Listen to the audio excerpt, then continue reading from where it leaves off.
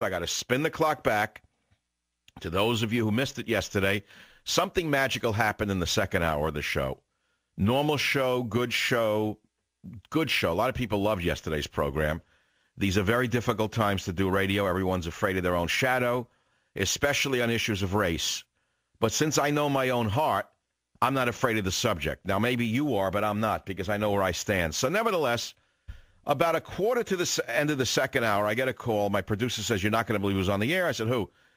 He's a guy who says he sang with the Platters in the 50s, and he wants to sing you a song called Only You. I said, "Come on." So the guy comes on, and he sings it, and I hung on every note because, you don't know when someone's going to sing on your show, whether it's going to be good or bad. I was afraid that, he would break, a note would break, or it wouldn't be good, and I'd be have that cringe moment. The man was amazing, and I think that you have to hear this song because so many people emailed me, 3 people emailed me, all in my family, saying they were touched, they had tears in their eyes, they were moved, they couldn't believe it. I want you to listen to Milton Bullock calling the Savage Nation yesterday. If you missed it, don't miss it right now. Go ahead, play it. Well, I have a real surprise for you. During the break, we had a call from, I'm not going to tell you who's on the air. You're not going to believe it. You're listening to the Savage Nation. And I was pleasantly surprised to receive a call from this gentleman. Milton from North Carolina, welcome to the Savage Nation. How you doing, Dr. Savage? How are you doing, my dear brother? I hear that you are a current member of the great rock and roll group, the Platters. Well, a former member, but I'm currently booking myself now as the Golden Platter. And I love it.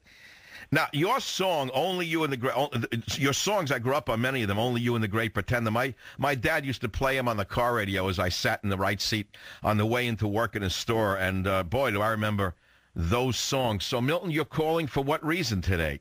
Well, I understand you got a special day. Is today your birthday? No, it's coming up Saturday, March 31st, but nevertheless, today is as good as any day if you got something for me. Yeah, I got something for you, my friend.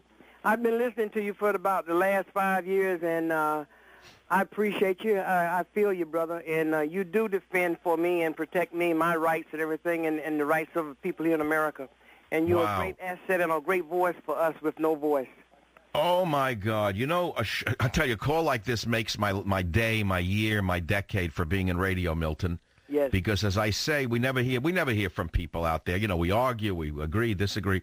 But it never gets that personal. And coming from, you know what it is, Milton? It's a generational thing. You and I are from the same generation when I think people were, in many ways, much more civil with each other of different races. Am I right about that? You are right on point, Michael. Right on point. But so, Milton, are you gonna sing me a few bars of Only You? Man, I got to lay it on you. I got to put it on you because you're so deserving. All right, we're all ears. The Savage Nation. Okay, get ready. Here's the Golden Platter, Milton Bullock of the Platters, singing Only You for Me. Only you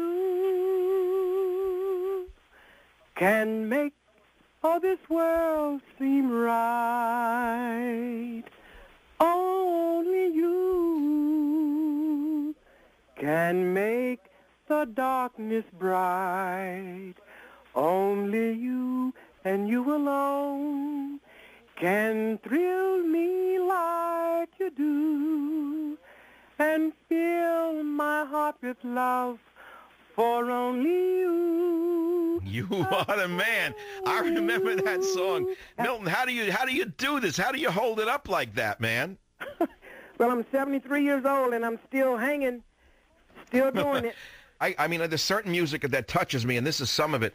I'll tell you, Milton, give Beowulf your email address, and I'll get in touch with you tonight.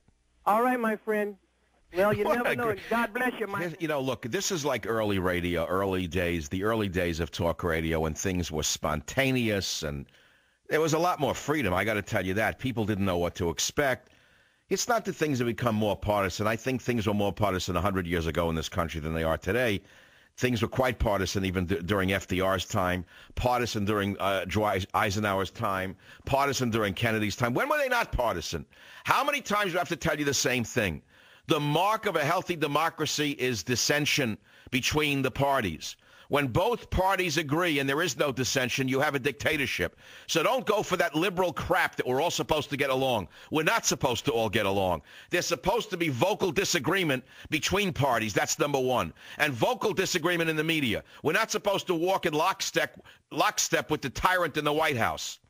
You hear me? That's the story. Now, if you want to comment on Milton's song, go ahead, 1-800-449-8255. Otherwise, I'm dead in the water.